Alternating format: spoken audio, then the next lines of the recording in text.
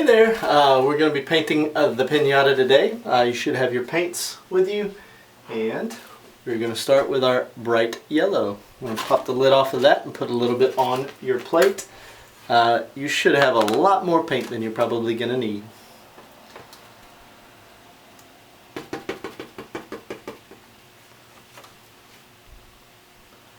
So I've already done this pinata off of this cup. So I've got another cup after this, but this will be enough to get started. Just a nice little dollop, and we are going to fill in the yellow areas with our big brush. And you don't need to put your brush in the water. You can go right into the paint.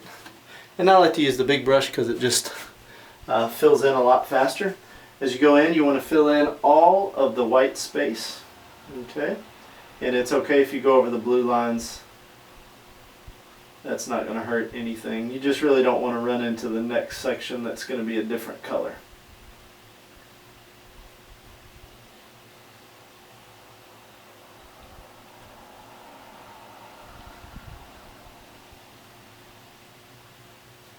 So we get the legs done first. And then we're going to move up to the pinata's head. Oops, the blue paint was still a little bit wet there, so we'll come back and fix that up, touch that up a little bit later. Alright.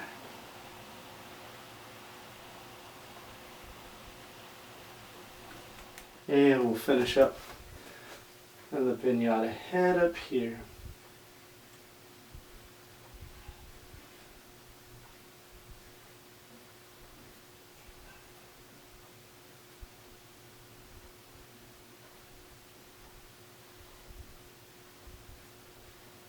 Now, you'll notice that your brush, it's called a flat, and a flat brush has a wide side and a skinny side. So if you turn your brush one way, you can get a really skinny line, and if you turn it the other way, you get a really wide line. And depending on where you're painting, you might want to use the skinny side or the wide side. Alright, there we go. So, done with our yellow. The next color is going to be pink. And if your pink is like the pink that I have, it's kind of thick, a lot thicker than the yellow, so you might have to rinse out your brush and use your brush to scoop out some. So I'm going to rinse out my brush and my water here. And then we're going to open up our pink paint and get a scoop of this with our brush. And we're going to put that scoop, if you can see that scoop, onto our plate. Okay, and we're going to put it next to the yellow. And we don't want them to mix yet, but eventually we will. I'll put my cap back on my paint. And again, using the large brush, I'm going to fill in the areas that are pink. Again, you can go over the blue lines. That's quite alright. Just try not to get into the next section of color too bad.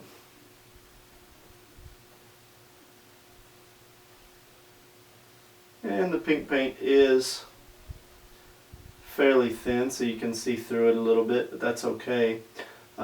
If you really want to make it thicker, you can do a second coat later, or you can try adding a little bit of white to it.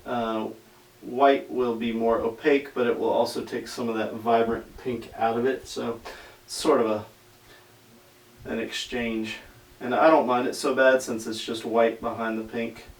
It's no big deal. So we're going to do these bottom legs here, fill them in, and then we're going to move to the bridle and the reins. Okay. And if you want to, you could use a medium brush on this, but again, I like to use a big brush because you can get it all done so simply and so easily just by holding your brush in the right way. Just goes so much better, and it's so much more enjoyable when you're not feeling like you're staying for too long in one place on the canvas. So I like to move quickly, not so quickly that I'm messing up, but I like to get things done efficiently. So obviously one stroke with the wide side of the brush is going to cover a lot more than a smaller brush. So.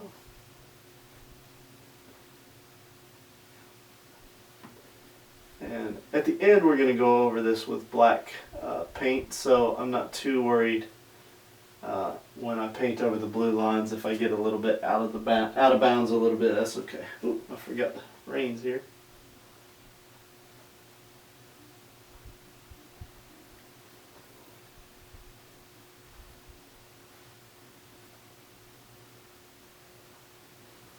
Alright, we're done with the pink, so then we want to move to orange. And we're going to just take the pink that's on our brush and kind of mix that in with some of the yellow.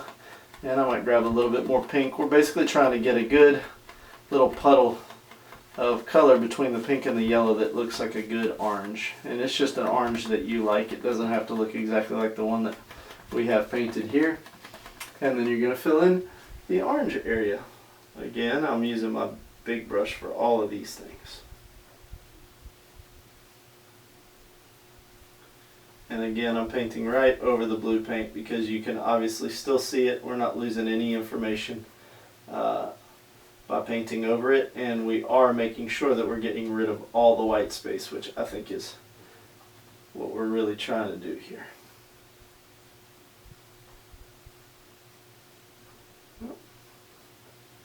Alright, when you're done with that, don't forget the nose. A little horsey nose is orange too. Yepers. Okay, so that's really good. So we're done with the yellow, the pink, and the orange. Now it's time we're going to do the blue. Okay, and the blue is going to be a mix of our phthalo blue and white. And the phthalo blue is called phthalo. What phthalo means is it has extra pigment in it. So you have a phthalo blue and a phthalo green.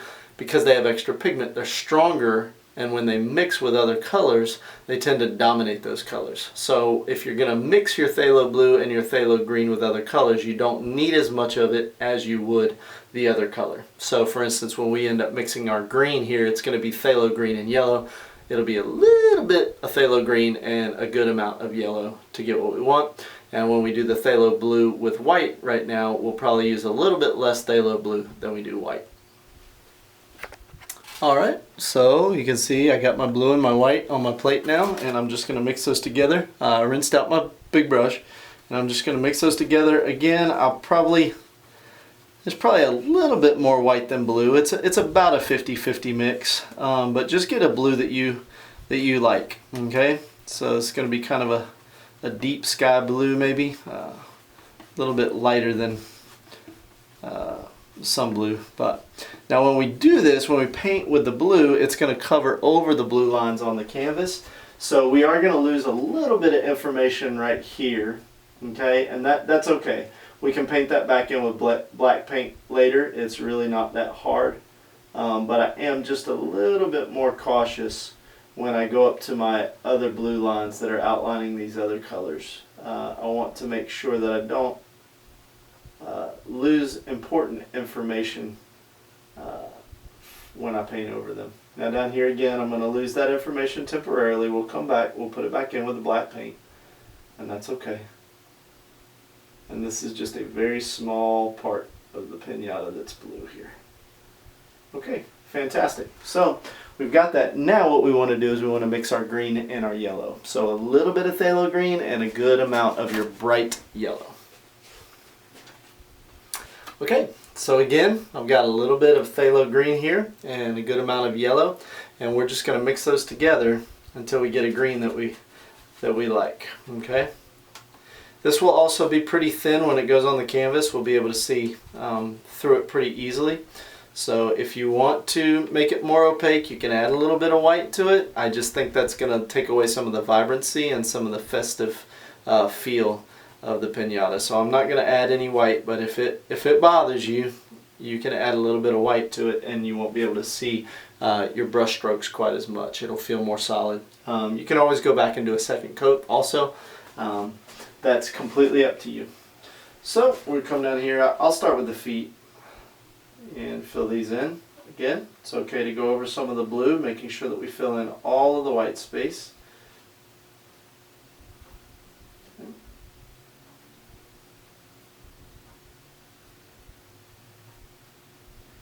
And then up here.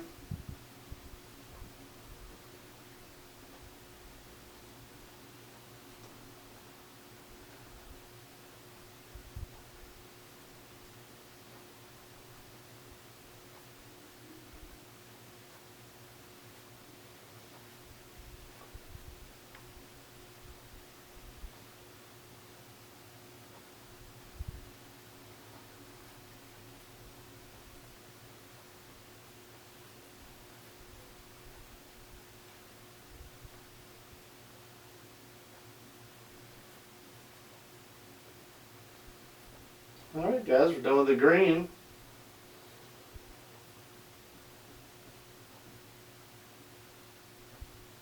Yep. And we're ready to move on to black. Alright, so we've got our black and we've got our medium brush now. So I put my big brush in the water and I just leave it there so that the paint doesn't dry in the brush. That's going to keep it nice so that we can use it again if we need to. Hopefully this won't be your last painting. So we got your medium brush. We're going to put some black in there, and again with the medium brush it is a flat, so it also has a skinny side and a wide side. So you can get, if you don't have your brush completely loaded up with paint like I did there, you can get pretty skinny lines, and that's going to be good for when we start to trace some of these shapes. Okay. Now the other thing I want to say is when you're tracing around the shape, a couple of techniques to kind of brace your hand or to help you not shake and get all wavy with your lines. I think the most important trick is that you actually allow gravity to work with you, and what I mean by that is if you're going up and down, gravity is going to naturally push your hand down and you're just going to get a lot straighter line. If you're trying to go across your body, you're trying to maintain a consistent line across, and gravity is constantly pushing down on your hand and making it want to get wavy. So I recommend anytime you're trying to do a very straight line, rotate your canvas.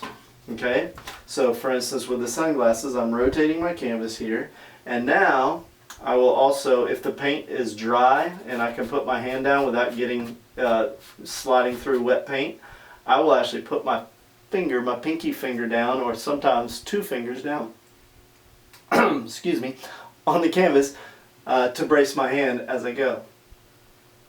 And then gravity will just naturally carry my arms straight down the line. Pretty cool, huh? Yep, so anytime I have a line that I want to be straight, I make sure that I'm painting this way and getting the help that I need to make that line nice and straight.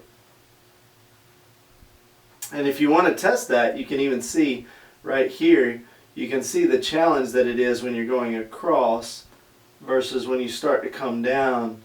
It just gets a lot easier. Okay, also bear in mind that I've got my hand above my shoulder. When you start to get down to right about here, your arm is going to want to push into the canvas a little bit more, so we're kind of dropping, we're using the elbow motion. Okay, so you just got to be cognizant of where you are in your arm's motion and whether you want to be working with the natural range of motion that you have, not against it. So that takes a while to get used to because typically we don't really think about that. But sometimes when we're having a really tough time painting, we can't get a line to work right. It has to do with how our body naturally wants to move. And if we're trying to push the paintbrush in a way that's working against our natural range of motion, it might be why it's so tough. So just kind of think about that and be aware of it. That may help you have an easier go of it.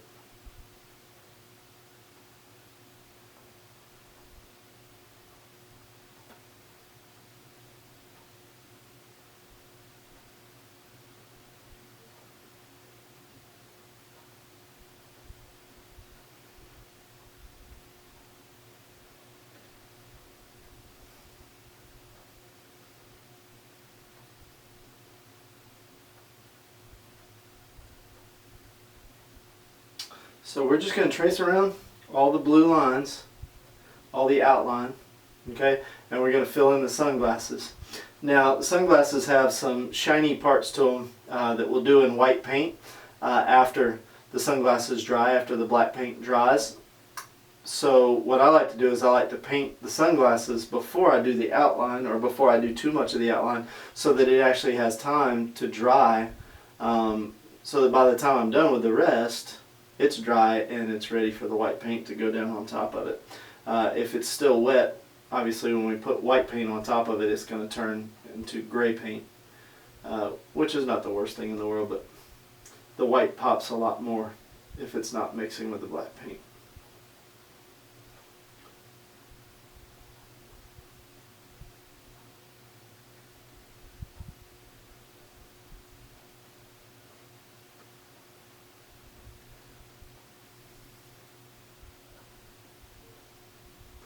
Another trick on round parts, I actually spin the brush. I don't know if you can tell that, but I actually spin the brush as I go around, and it gives me a lot more natural round motion. So sometimes if you hold the brush so rigidly, the brush bristles sort of splay out and don't do exactly what you might expect them to do. So I try to rotate, spin the brush in my hands as I go. Alright, when I get to these little pointy parts, another thing with my gravity example, I find it easier to bring my hands down into a point than to go from a point wider. Because as I come to my body, I tend to be pulling in to myself more central. And so similarly, in this regard, as I pull down, I tend to come closer into my body, as just like this is coming closer to a point. So if you were painting this upright, you would notice that it would feel differently trying to paint these than if you do it upside down and you're pulling the brush down. It's just easier upside down to do this part. So try it and see.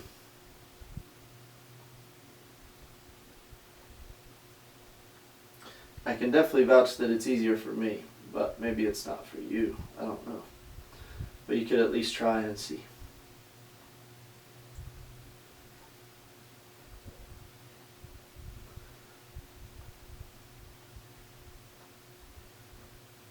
And it's always fun at this point, if people haven't been paying attention, to act really shocked and go, "Oh no, I painted it upside down." Yeah. So that's a good dad joke right there for you. And you're welcome to use that as much as you, as brave as you are, as much as you want to, as brave as you can be. Alright, I'm going to reintroduce these little folds here with the black paint. So the things that we painted over earlier with the blue, I'm bringing them back.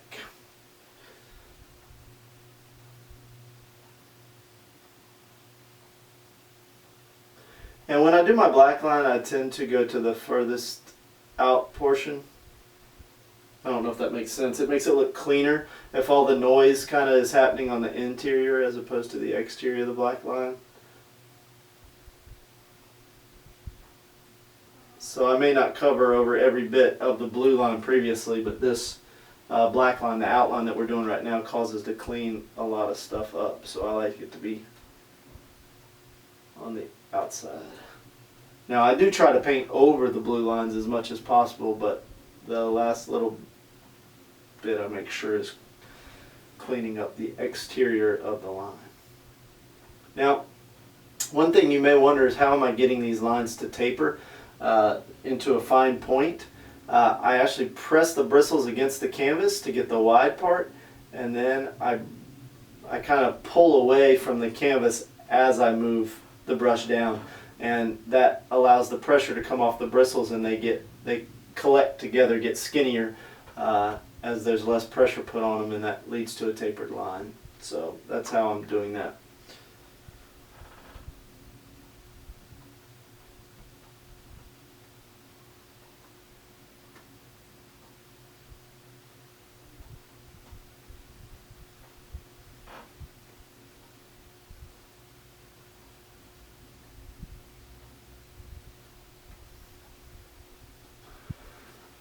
Alright, it's getting kind of heavy being that high up. Heavy to hold my arm up there for that long. But I might work through this a little bit faster here. Save my arm a little bit, save my shoulders.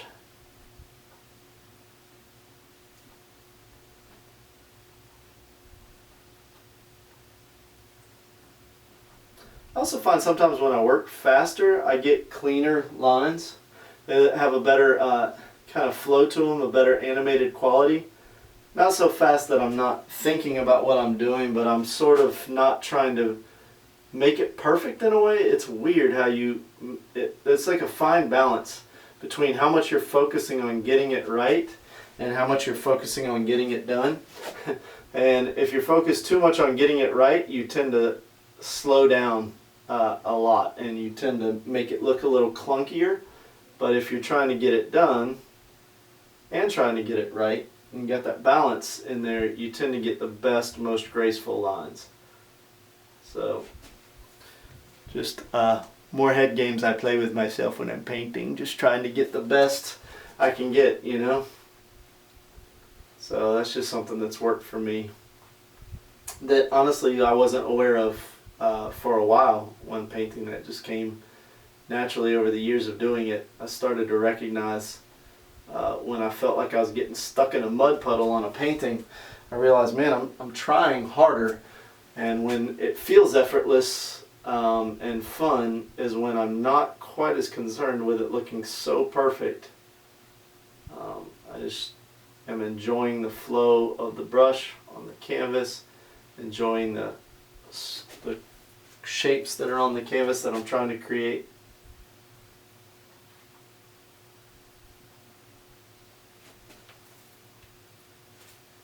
I mean, in the end, it's not meant to be a grind. It's meant to be fun. So I want you to have fun. I want you to enjoy this process. Alright, so now we're ready to finish it up with some white highlights. So we're going to flip this over, and I might clean up a little bit inside here, but it's not a big deal. So we're going to get our white paint, and I'm going to use my medium brush. I'll rinse it out really well. Still got some black paint in there. Alright, I got it all out. And I'll take my white paint, and we're just going to put some fancy schmancy shiny stuff on there. So I'm going to turn it sideways, okay, like I said before, so that I can get this straight line across the ridge. So we're going to get a little round part there, straight line across the ridge, a little bit there, and then we're just going to do some diagonal shiny lines.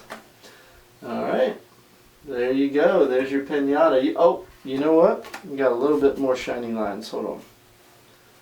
Got a little bit right around here. There. And a little bit over the bridge of the nose. Right there. Let's pop a little bit of white right there. Yeah, alright, that's good. And if you want to, you can clean up any areas where you feel like the white needs to go, like right in there. I cleaned it up a little bit. Yep, and then you can sign it if you want to. Sign it with your name and date it this year so you can remember. Have a good memory from this year. How about that? I like it. So, thank you guys so much for joining me, and make sure that you take a picture of your pinata and post it either on your social media, or you can post it on my social media on Facebook at Pets by Josh, and we'll talk to you soon. Bye.